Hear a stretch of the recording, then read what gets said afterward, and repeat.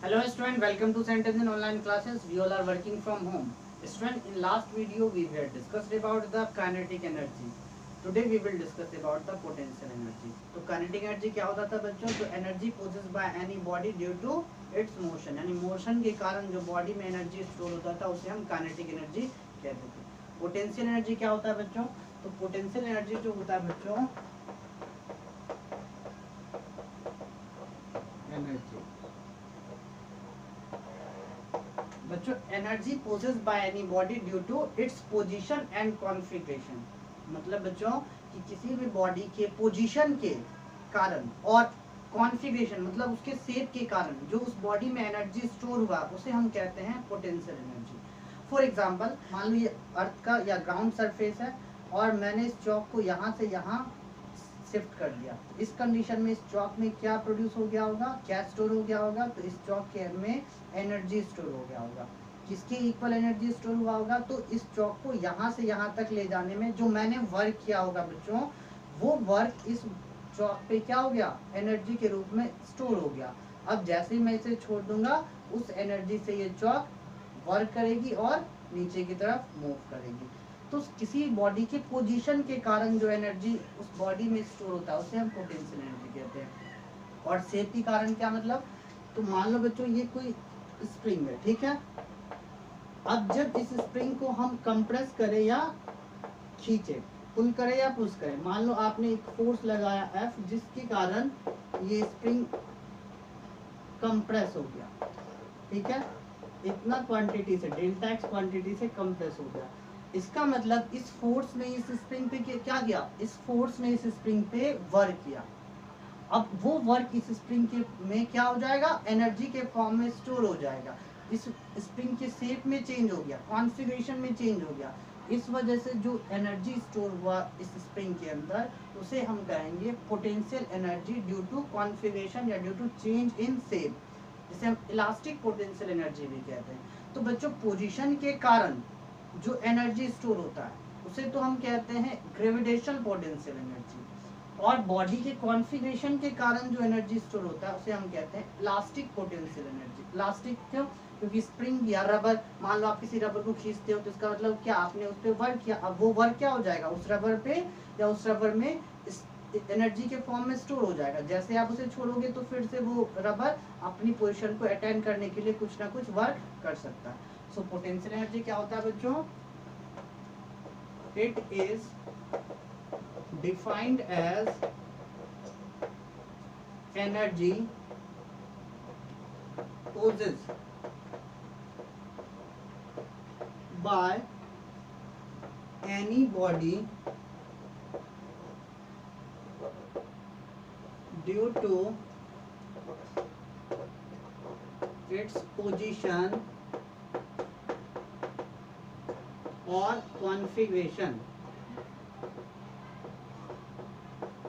Configuration या हम shape भी कह सकते हैं, ठीक है बच्चों. शेप या पोजीशन के कारण जो एनर्जी बॉडी में स्टोर होता है उसे हम कहते हैं पोटेंशियल एनर्जी. अब पोटेंशियल एनर्जी पोजीशन के कारण जो स्टोर होता है उसे तो हम कहते हैं ग्रेविटेशनल पोटेंशियल एनर्जी. और बॉडी के कॉन्फ़िगरेशन में चेंज होने के कारण जो एनर्जी स्टोर होता है उसे हम कहते हैं elastic potential energy. Energy possessed by body due to its position called gravitational potential energy. Potential energy.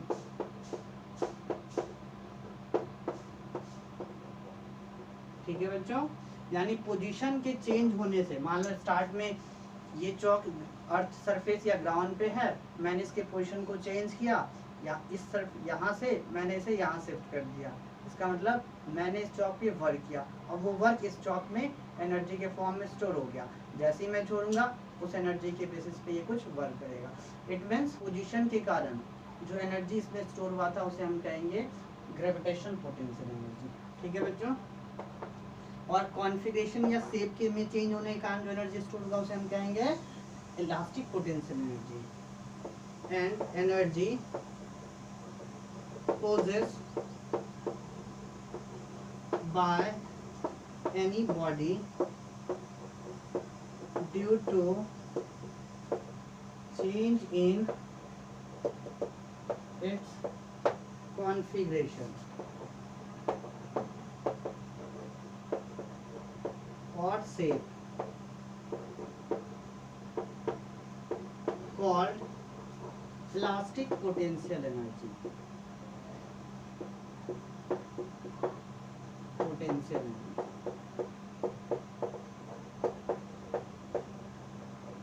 ठीक है बच्चों, तो पोटेंशियल एनर्जी वो एनर्जी है किसी बॉडी में जो उसके पोजीशन और कॉन्फ़िगरेशन के कारण प्रोड्यूस होता है। ये दो टाइप का होता है, elastic potential energy and gravitation potential energy. Position में चेंज के कारण जो एनर्जी स्टोर होता है उसे हम कहते हैं ग्रेविटेशन पोटेंशियल एनर्जी, और शेप में चेंज के कारण या कॉन्फ़िगरेशन में चेंज के कारण जो एनर्जी स्टोर होता है उसे हम कहते हैं elastic potential energy. Now student, we will derive the formula of potential energy या फिर gravitational potential energy. So expression for gravitational potential energy या फिर जनरल पोटेंशियल एनर्जी, ठीक है, और एनी बॉडी।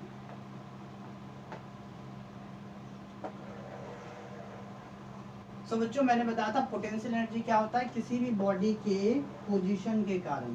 तो मान लो बच्चों ये अर्थ सरफेस है या ग्राउंड सरफेस है, ठीक है बच्चों, और इस ग्राउंड सरफेस पे ये कोई ऑब्जेक्ट है, ठीक है। अब ये रेस्ट में है, रेस्ट में है इसका मतलब ये कुछ भी वर्क नहीं कर सकता, इट मीन्स इसकी एनर्जी लगभग अभी जीरो है, कोई एनर्जी नहीं है, ना काइनेटिक एनर्जी है ना पोटेंशियल एनर्जी, ठीक है। वैसे थोड़ा बहुत पोटेंशियल एनर्जी होता है मगर उसे हम नेगलेक्ट करते हैं, ठीक है, आगे आप पढ़ोगे 11th में। तो मान लो इस बॉडी का जो मास है वो स्मॉल है, ठीक है, ये इस ग्राउंड पे स्टेशनरी है। अब हम क्या करते हैं, इस मास को point A is the initial point of this body. अब हम इस बॉडी को ए पॉइंट से शिफ्ट करके या फिर हम क्या डिस्प्लेस करके बी पॉइंट तक पहुंचा देते हैं, ठीक है, कितने हाइट ऊपर, h हाइट ऊपर। इसका मतलब मैंने क्या किया, इस बॉडी की पोजीशन को चेंज कर दिया, पहले ये ए पे था अब ये बी पे ऊपर, ठीक है। तो बच्चों ए से बी तक ले जाने में क्या करना पड़ा होगा, तो हमें वर्क करना पड़ा होगा, इस डायरेक्शन में फोर्स लगाना होगा, तभी तो हम किसी बॉडी को ऊपर शिफ्ट कर पाएंगे।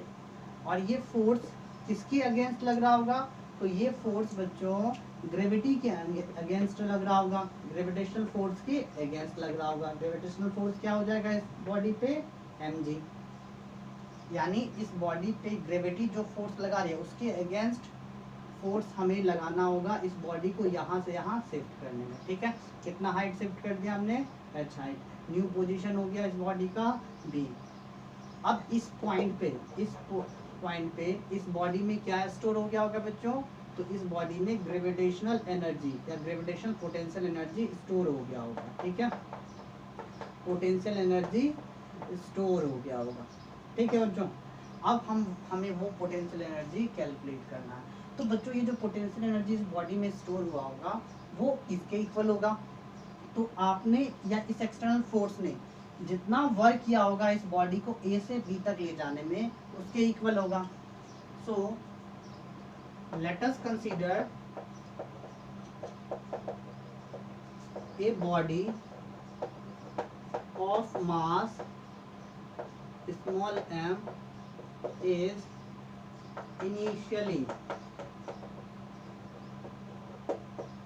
placed at point A on earth surface, या फिर हम ग्राउंड कह दें, ठीक है। If force F act on body against the gravitational force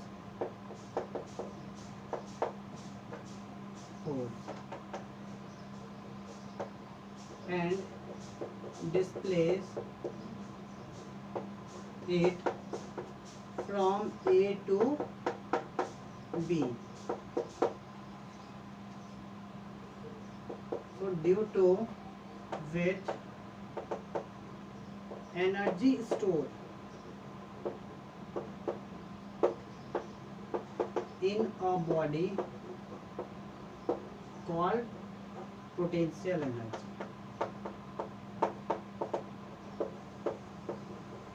ठीक है बच्चों, एंड पोटेंशियल एनर्जी किसके इक्वल हो जाएगा बच्चों? पोटेंशियल एनर्जी स्टोर और प्रोड्यूस इन बॉडी किसके इक्वल हो जाएगा? Work done to displace body from A to B against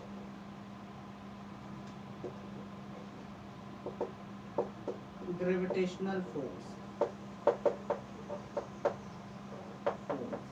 ठीक है, अब ध्यान से देखें तो इस फोर्स ने कितना वर्क किया होगा A से B तक ले जाने में ग्रेविटेशनल फोर्स के अगेंस्ट.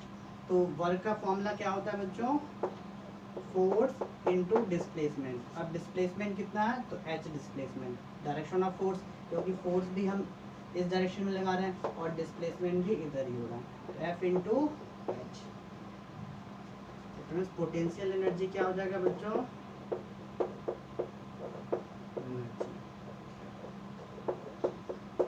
इक्वल टू क्या हो जाएगा? फोर्स.